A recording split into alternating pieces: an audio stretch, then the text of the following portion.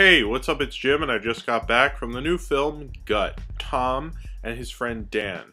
They've both been friends for a long time, mostly through watching cool horror movies together. Now they work at the same kind of boring cubicle kind of job, and Tom's considering moving away until Dan shows him a cool video, horror video he finds. He invites him over, takes him a while to come over, but Tom finally comes over, and it's a very disturbing video, and neither of them can get the ideas and what they saw in that video out of their heads, and it slowly haunts them and creeps up on them throughout the film. Gut is a very low-budget film. At the beginning, you think less of it. You don't really expect much from it. It's smart for the film because it kind of sneaks up on you, because you're not taking it too seriously. It does look almost shot in a student film kind of way. Because you think less of it, it kind of slowly creeps up on you more than I think a film that would be a normal kind of psychological thriller or psychological horror kind of film like this is.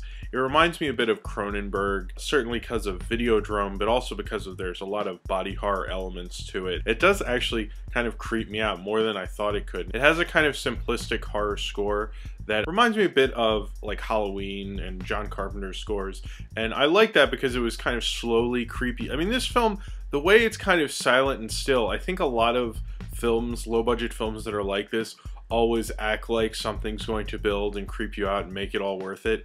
And Gut actually succeeds in that. There's a lot more there than you expect to be there. And you understand kind of the slow building at the beginning and why it made sense and why they did it.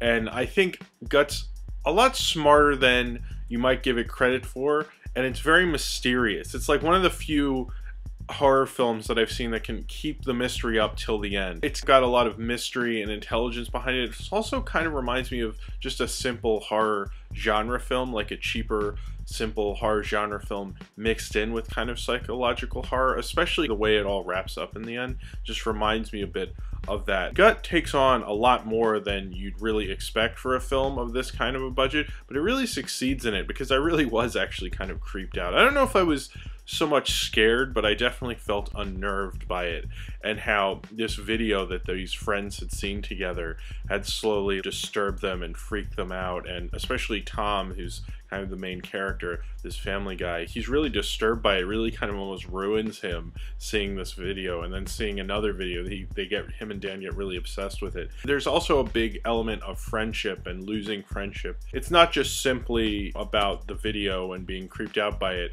There's also this failing friendship, and Dan so wants his friendship to keep going in this friendship of horror movies. And even though his friend Tom has a family, he's kind of more of an arrested development stage of his life.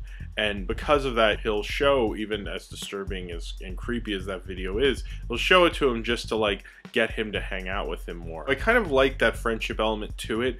It made the characters, the two leads played by Jason Vale, who played Tom, and Nicholas Wilder, who I really liked, who played Dan. I thought Nicholas Wilder did a great job. The relationship that those two established between them gives you something more to go through as an audience member, since so much of the film is based on that relationship, and it draws you in a little bit more because of that, because there's something else going on rather than just the horror story. But the horror story is a little more complex than I thought it would be. It's a surprising movie, but it's also a disturbing and creepy movie. I don't see a lot of horror films that really disturb me and leave me a little creeped out. And it was night when I finished watching the film, and I went outside and it was dark, and I was a little creeped out, I'll be honest. You know, I was a little creeped out at the world after seeing Gut. It's directed by this guy Elias, and I think, you know, if he can do this with something so simple and it seems so like premeditated and smartly plotted out and figured out, like a smart puzzle piece to a plot structure. My problems with it is kind of the cheaper elements to it and its low budgetness, but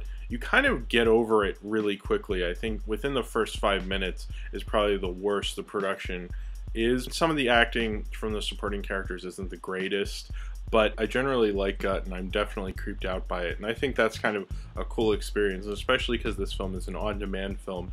It's kind of cool that it's on demand, to be honest. I think it's a good way to release it because of the video they're watching and everything. And since it's so small, it does add an extra creepy element to the whole thing. So if you have seen Gut and you would like to talk about it, then comment below in the comments and subscribe if you would like to.